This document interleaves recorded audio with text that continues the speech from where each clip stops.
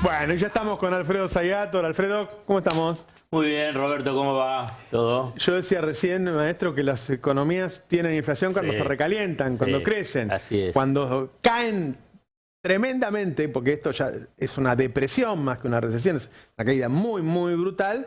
No puede, porque Milei dice que la inflación está bajando. La verdad que todavía no llegó a la máxima inflación del gobierno anterior. Exacto. O sea, la última inflación fue del 13. El gobierno anterior no tuvo nunca 13. No, no tuvo. Es difícil encontrar las dos cosas juntas. No, es por eso los titulé, porque no encontraba la vuelta. Es una economía la más loca del mundo, no existe, digamos, rompe todos los manuales. Si bien él agarra y dice, bueno, como que se cuestiona a los economistas y a la economía convencional, bueno, pero lo que está pasando es rompe con las leyes fundamentales de decir, bueno, como bien decís vos, Roberto, si la economía se destruye, los precios también tienen que colapsar. Claro. No, bueno, seguimos manteniendo tasas del 10% y van a festejar y como también mencionaba, bueno, ya la campaña para engañar sobre el índice de precios al consumidor de marzo ya está lanzada, ¿no? Sí. Empieza a decir, bueno, es que va a ser el 10,2, el 10,5%. Ya lo habían adelantado la tasa de inflación del mes pasado. ¿Qué es lo que está pasando el INDEC con el gobierno nacional?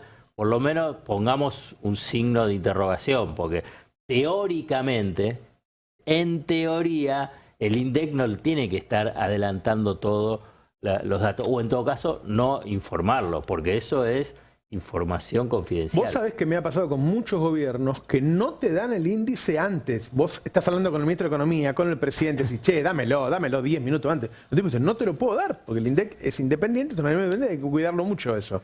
Y ellos empiezan 15 días antes a dar el número. Exactamente. Ahora, el número es mucho más bajo que el de las consultoras y mucho más bajo que el de la Ciudad de Buenos Aires. Sí, por eso. Yo quiero esperarlo, ese 10 a ver y si, pico, claro. Y a ver qué es lo que hay adentro. Igual ya van a empezar a decir que la inflación es de un dígito porque la inflación núcleo, sacando los factores estacionales, ya está en un dígito. Miren, digamos, cada uno puede engañarse y transitar su vida como quiere, pero con una inflación del 8, 9, 10%, con semejante colapso de la actividad productiva, y yo te diría, no es para festejar nada. Digamos, ¿te acordás? Una de las primeras columnas que hicimos es no naturalicemos caídas de la actividad económica de 2 dígitos. Claro. Es una tragedia, no sé cómo, digamos, ser más enfático. Sí. Digamos, los datos del sector automotor, que es muy importante. Vos tenés sectores que son claves de la economía, el sector automotor, el sector de la construcción, el campo. Bueno, la caída de marzo es terrible. Digamos, llegan casi al 30%, producción, exportación, venta a concesionarios. 30% con respecto a marzo del año pasado. Despacho de cemento cayeron 42%.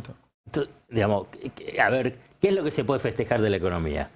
Digamos, ¿qué es lo que uno puede analizar y decir, bueno, este es por el buen sendero, y bueno, vamos a estar mejor? Mirá, en algún momento la economía va a dejar de caer, no es que se va a evaporar la Argentina, claro. No es que va a desaparecer la Argentina. Bueno, pero son caídas brutales y que eso significa destrucción de capital, que después eso se traduce en destrucción de empleo. Esto es un punto esencial, de destrucción de empleo, que además es tan cruel, digamos, esta lógica de ajuste, es que te pone techo a las negociaciones paritarias. Entonces, vos agarrás y todo ese combo y decís, ¿qué es lo que están haciendo la economía? La economía están haciendo un desastre. Un desastre en el sentido de que en el mejor escenario, estoy planteando el mejor escenario que hay que ver si se cumple, el mejor escenario, después de transcurrido un año, y si la economía se recupera, y si la inflación baja a niveles del 6, 7%, 5%, vas a estar en el mismo punto de partida de lo que era el gobierno de Alberto Fernández. Pero con salarios más bajos y mayor desempleo. Claro. Digamos, y con destrucción del entramado productivo y laboral. Claro. Entonces, digamos, no se puede ni festejar nada ahora, pero tampoco la proyección de la economía que te plantean como algo bueno. Claro. Y ojo, no es solamente Milei y sus voceros tradicionales de los medios, sino que gran parte de los economistas, gran parte de los economistas, y bueno, viste, empiezan a, bueno, va a ser la recuperación en B, va a ser la recuperación en B corta, en raíz cuadrada, bueno, viste que hacen todos los dibujitos, o en una L. Pero, escúchame, tenés que pensar a nivel de lo que es el proceso económico y social. Digamos, a ver, ¿qué importancia tiene si vos llegás a una inflación de un 5% o llegás a un nivel de actividad como el que tuviste a la salida en el gobierno de Alberto Fernández, si tenés una destrucción del aparato productivo y la destrucción también del empleo? Bueno, me parece que esto es uno de los puntos centrales, y ahora retomo lo que vos decías al comienzo, es que cuando la economía cae, una ley básica, que los precios también caen. ¿Por qué? Y bueno, porque vos cuando tenías, y como decía, si la economía está recalentada, o sea, el impulso de la demanda, tenés una demanda que está destruida, bueno, los precios bajan. Acá no bajan. Vos sabés que yo vendía comestible a nivel mayorista, mucho, vendía. Cuando se vendía mucho, vos ibas subiendo un poquito el precio porque podías ganar un poco más. Si te compraban igual. Ahora, cuando no vendía nada, y yo necesitaba pagar los gastos, y que Claro. bajaba los precios. Digamos, tenés que pagar los gastos, tenés que pagar los impuestos, y ahí viene otro de los puntos centrales de qué es lo que está pasando en la economía y que muchos hacen lo distraído. Hay una destrucción de lo que es los ingresos tributarios vinculados con la actividad económica. Y está cada vez más concentrado en lo que es las retenciones, o sea, de las exportaciones y del impuesto país. Y el impuesto país era transitorio. No solo es más baja, sino que está concentrada, que es peligroso que esté concentrado. El impuesto país, ¿se te diluye el impuesto país? ¿Qué haces? No, pero lo que pasa es que el tema del impuesto país, el Fondo Monetario Internacional dice que lo tiene que sacar. Ellos también dicen que lo tiene que sacar. Las importaciones pagan un 17,5% más por el impuesto país. Digamos, dicen van a liberar el cepo, y liberar el cepo significa sacar el impuesto país, no solamente por el tema de las importaciones, sino para el resto. ¿Cómo cubrís hoy que casi del total de las importaciones, depende de qué cálculo, está entre el 7,7 y el 10% del total en el impuesto país? Entonces, y aquí quiero rescatar, y vamos a escuchar algo de lo que habló Milei sobre el levantamiento del cepo, en una entrevista que dio a la agencia internacional Bloomberg. ¿Te parece? Dale. Y no necesariamente tiene que ser todo el dinero que yo estaría buscando para acelerar la salida del cepo. Nosotros consideramos que para acelerar la salida del cepo, para hacerlo hoy, por ejemplo, necesitaríamos 15.000 millones de dólares. Una cuestión de color, que no es tanto de color. Ahora hablamos al cepo. ¿Algo te pareció extraño? Está oscura. Está oscura. Un día se va a llevar todo por delante. No te levantes a oscuras a la noche que te caes. Está oscuras el tipo. Me da vergüenza. Lo está haciendo con una agencia internacional. Claro. Digamos, con Bloomberg. Digamos, las luces las manejó la Casa Rosada, no Bloomberg. Cuando fueron todos con todos sus equipos, dijeron las luces las maneja. Es una cuestión de color, pero simplemente para poner el contexto de quién estamos hablando, que es el presidente de la nación. Que prioriza que no se le vea la papada. A oscuras. Oscura. Es una cosa... Yo preferiría que sea una de cirugía estética, pero bueno. No, pero qué sé yo, no sé, manejen otra cosa, digamos. Y además te imaginás, viene el equipo de Bloomberg, ¿qué le va a decir? No voy a hacer el reportaje después de que hace todo el traslado, digamos, pero eso es una señal. Vos, digamos, cualquiera, pasado un tiempito de lo que sería la magia de un comienzo de gobierno, vos pensás que no piensan o no evalúan decir, pero ¿quién está a cargo de un país? O pensemos en invertir en Argentina, o pensemos el análisis sobre Argentina, si te encontrás con un presidente que uno de los puntos principales es decir, tiene que ser en penumbra por algo. Bueno, salgo de la nota de color, no es tanto de color, para decir, bueno, plantea que necesita 15.000 millones de dólares. Y esto lo está repitiendo una y otra vez para justificar el tema de no salir del cepo. Incluso yo te digo, con 15.000 millones de dólares tampoco se les resultaría tan sencillo. Pero bueno, eso es una cuestión, si querés, hasta de números y no se excede. Pero lo que plantea es que hoy no tiene esos 15.000 millones de dólares y tampoco se puede vislumbrar algo inmediato de esos 15.000 millones de dólares. El Fondo Monetario Internacional ni loco le va a dar 15.000 millones. En el mejor de los escenarios, siempre yo pongo no solamente lo objetivo, sino también planteo el mejor de los escenarios, puede decir 5.000 millones de dólares si hay una decisión política del gobierno de Estados Unidos, no por parte de la tecnoburocracia del Fondo Monetario Internacional, o sea, Rodrigo Valdés, digamos, todo el equipo tiene, ni loco hay que darle más dólares a Argentina, teniendo en cuenta que es el principal deudor, 44.500 millones de dólares. Claro.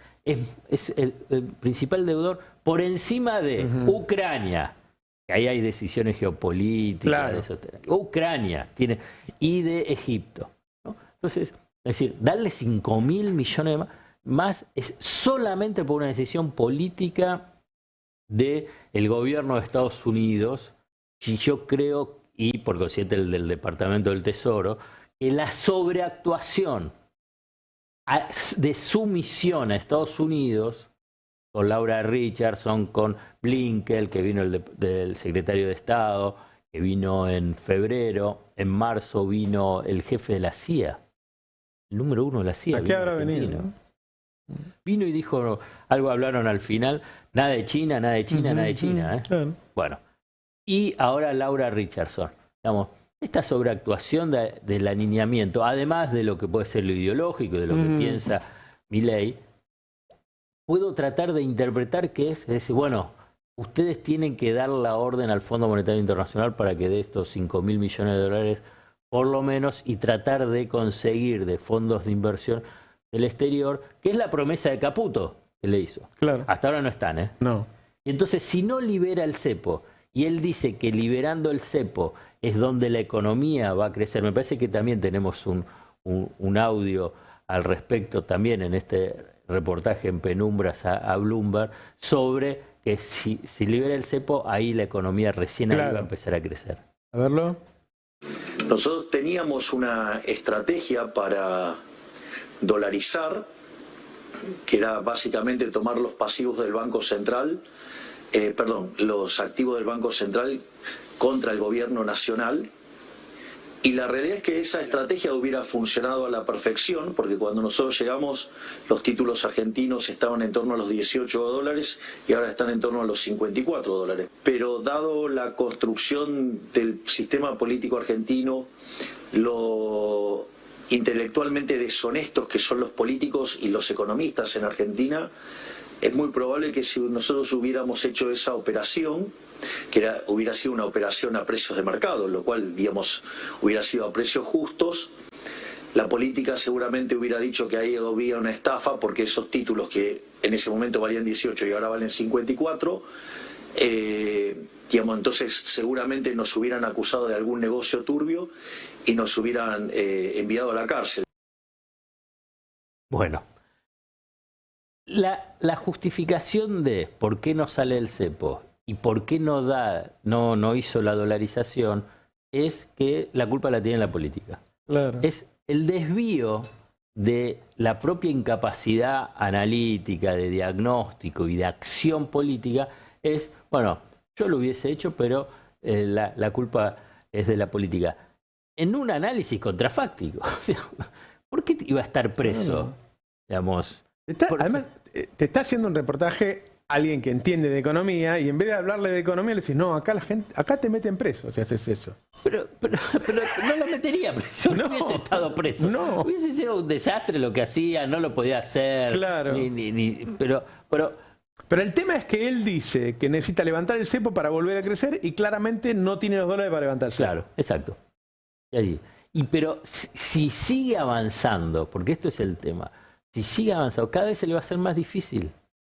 Porque si la economía continúa en estado de colapso, porque la economía real hoy está en colapso, porque se ven las caídas de 2 dígitos, y no 2 dígitos del 10, sino del 20 al 30%, bueno, es el perro que se come la cola, no va a llegar. Yo tengo una obsesión del error en los pasos de él, que al permitir él que aumenten de un día para el otro las prepagas, el combustible, los alimentos, todo, o sea, él liberó todo, él sacó todo tipo de control, con el DNU permitió que suban las prepagas, es decir, le vació los bolsillos a la sociedad, y ahora cuando él quiera equilibrar las cuentas reales, haciendo un ajuste, ponele que dijeron, bueno, listo, hace un ajuste, él no puede porque los argentinos no tienen esa plata. Él ahora le quiere cobrar un nivel de tarifas, le quiere descontar a la clase media el impuesto a las ganancias, y ahí es donde él se encuentra con que antes los bolsillos se los vaciaron los privados. A él se le fue la mano en permitir semejante nivel de aumento de los privados. Se equivoca, como decís vos, en la secuencia del programa y en el diagnóstico que hace. Acá quiero incorporar también un cosa. El ajuste que hizo y que se está haciendo es, además de injusto, porque innecesario. Innecesario, absolutamente. ¿Pero por qué?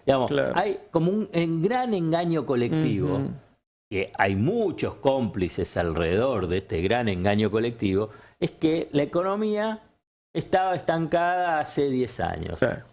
Y entonces, para poder volver a crecer, tenés que destruirla. Claro. A ver, que alguien me explique la lógica. ¿Cómo es? Algo que está estancado, decís, bueno, para que vuelva a crecer, entonces yo tengo que destruirla. Como que vos tenés que destruirla para poder crecer.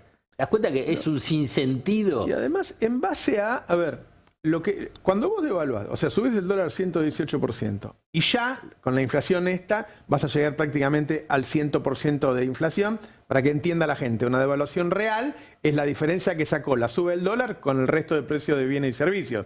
Acá está llegando, la inflación está llegando a ese 118%. Cuando llegue ahí, en realidad no devaluó. No fue una devaluación. Ahora, ¿qué sí bajó? Los salarios. Claro. Eso sí bajó. E interviene sobre Ahora, los salarios venían bajando antes. Quiero decir, el reproche al gobierno de Alberto no era que no crecía, al contrario, recuperó inmediatamente. En 2021 recuperó lo de la pandemia, en 2022 creció al 6%. Es decir, el problema del gobierno de Alberto era la injusta distribución del ingreso, era que los salarios estaban muy bajos. Y la decisión que uno toma cuando ves global después de 3 meses, ¿qué hizo Milei? Bajó los salarios. Claro. Bueno, ya está casi un 20% en términos reales. Claro. Digamos, también vuelvo a una cuestión para no naturalizar, porque tiré así 20. Es un drama. En 3 meses, un 20% promedio del salario real haya caído. Digamos, pocas veces lo encontrás en la historia argentina. Digamos, perdonen, porque a veces yo hago mucha referencia histórica. Eso fue en el comienzo de la dictadura con Martínez de Oz. Eso fue un golpe así, brutal, pero hay una política deliberada, tenía todo un andamiaje entre lo político, lo económico, lo social, cultural y lo de la represión. Bueno, era todo de ese combo. Vamos, tenés que... Macri tardó 4 años para hacer esa caída. Lo mismo que él hizo en 3 meses. En 3 meses. Y lo otro que te quería preguntar era, todo esto se da con mercados de fiesta. Claro, ahí está. Este es otro de los puntos que uno dice. Colapso de la economía, la inflación no baja. Una cosa, la economía en colapso y el mercado de fiesta. Fiesta significa que suben las acciones, suben los títulos públicos, baja el riesgo país. El Banco Central compra dólares, no puede retener todo lo que compra, pero sigue comprando. O sea, hay más ventas que compras, digamos, a nivel para entender la dinámica. La pregunta es, ¿por qué? Entonces ahí yo creo que hay una lógica muy de mercado financiero, que a veces es difícil captarla en el análisis convencional, común, el de la calle, incluso en los medios. Es que el sistema financiero cada tanto va construyendo su propia realidad, y la que desean y a la que apuestan. Entonces acá viene un presidente, una fuerza política, que incluso acompañada por la derecha macrista. Entonces, es decir, bueno, y además sostenida por los grandes ricos en Argentina. Digo grandes porque hay muchos ricos, pero estos son los más Digo, en Argentina, esto lo detallamos en la columna anterior, y entonces construyen la historia, es que acá viene la gran transformación de la Argentina. Y entonces, ¿cuál es la lógica financiera? Ahí hay que adelantarse. Siempre es. Uno se adelanta para cuando suceda ese paraíso. Porque si yo me adelanto es porque yo estoy comprando a precios más bajos y entonces voy a aprovechar cuando los precios suben y cuando estén los precios altos y vengan los que no creían esta historia, vender. Claro. Que es lo que hace el JP Morgan como tradición de su estrategia financiera. Hay que decirle que los que asesoran no son los que ponen la plata, ¿no? Claro. Entonces, el mercado financiero está creído de la historia Milei. Claro. Que va a transformar la Argentina, y fundamentalmente es que va a transformar la Argentina, es que no va a haber más gobierno nacional y popular, es que el peronismo va a estar destruido, que la oposición en todo caso va a ser una oposición amigable, que es la que tiene que firmar y que quiere ir a firmar el Pacto de Mayo, claro. Los gobernadores, digamos, transformar. Entonces dice, bueno, y que va a ser una economía extractiva, petróleo, gas, el campo, minería, va a haber esa gran reforma laboral. Digamos, es toda esa historia. Entonces el sistema financiero, sistema bursátil, si querés, las lógicas especulativas, dice, bueno, nosotros apostamos. Ahora bien, hay un día, se puede dar ese día, que dice, y no sé si la historia, ya está la historia por ahí. ya ganamos la historia, me parece que les va a resultar un poquito difícil. Y entonces por ahí llega ese momento. Salgamos, dice. Y bueno, a Macri le llevó 2 años. En 2 años se dieron cuenta que, bueno, esta historia de Macri no ya está. Claro. Y fue en abril del 2018. Y el JP Morgan, que hoy es ultra optimista, el más optimista con el gobierno Milei, fue el primero que dijo, me voy de la inmensa bicicleta que entregó Federico Sturzenegger, en ese momento presidente del Banco Central, hoy asesor sin nombramiento, asesor estrella sin nombramiento de Javier Milei, con las LEBAC, las letras del Banco Central. Claro. Hay algo que está pasando también, es que hay una tablita. Claro. Hay una tablita, es decir, sabemos cuánto va a valer el dólar en los próximos meses, con lo cual hay gente que vende dólares, puede hacer un plazo fijo, puede comprar acciones, puede comprar títulos públicos, y ya sabe que dentro de 2 meses puede volver y el dólar va a valer 4% más, el oficial. Mientras no se pudra todo, ¿no? Pero esa tablita, decirte, o sea, los bancos centrales no tienen que decir cuánto va a valer el dólar, porque eso te permite timbear.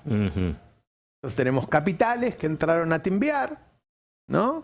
Y la gente termina creyéndoselo.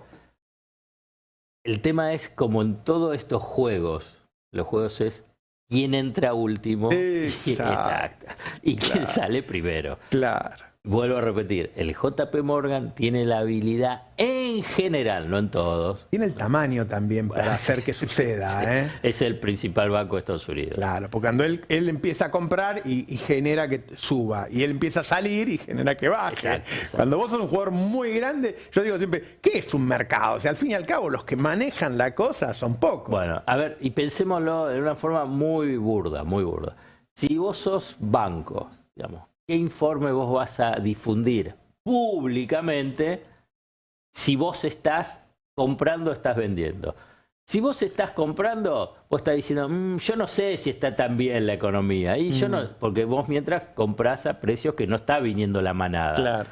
Cuando vos salís y decís, la economía es extraordinaria. Claro. Entren. Y vos mientras, ¿qué haces? Vendés porque realizás ganancias. Perdonen, así funciona el sistema.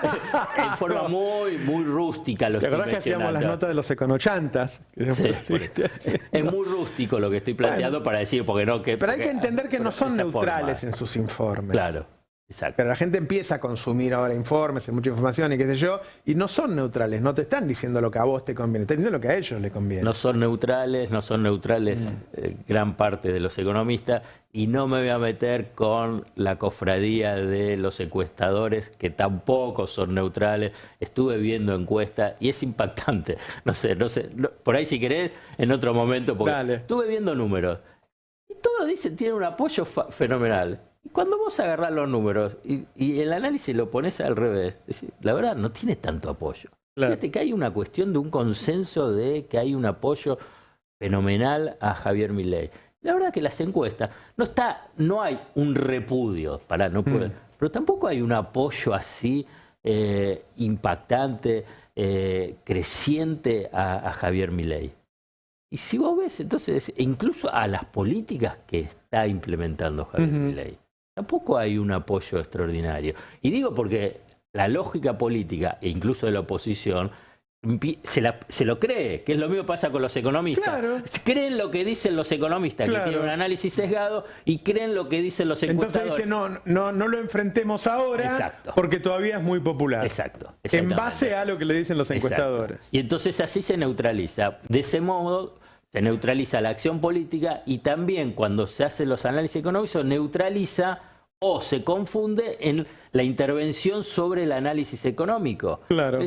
Por ejemplo, que lo único importante en Argentina es hacer el ajuste fiscal, que cuánto te estuvieron batallando en estos últimos, no sé, 10, 15 años. Mirá, la cuestión es muchísimo más compleja. Claro. Muchísimo más compleja. Ahora bien, si vos solamente vas a escuchar y creer lo que te dicen los economistas del establishment, si solamente vas a creer en lo que dicen los encuestadores del establishment, y bueno, entonces ahí es que vos no tenés capacidad de acción política propia para poder intervenir bien en la realidad. Claro. Bueno, ahí me fui por otro lado. Pero no, pero está muy bueno el tema. Che, ahora en unos minutos vamos a hablar con el expresidente Rafael Correa sobre lo que ocurrió en Ecuador, ¿sí? Sobre que detuvieron a Jorge Glass, ex vicepresidente, entrando a una embajada, es decir, entrando a otro país. Nunca lo habíamos visto, la verdad, ni siquiera en dictaduras. Gravísimo lo que está pasando. Contábamos hace un rato que el grupo que entra, el grupo militar que entra, es el formado por la gente de Richardson, de la generala que estuvo acá el otro día. No es cualquier cosa lo que pasó, porque Richardson está diciendo, yo digo, prácticamente le están por poner un departamentito acá en la ciudad, a Richardson se está haciendo una local, y guarda con esa gente que te entrenan a grupos. Ahora vamos a hablar con Nico Lantos también. Bueno, hablamos con Rafael Correa en un ratito, dale. Gracias, Alfredo. Bárbaro.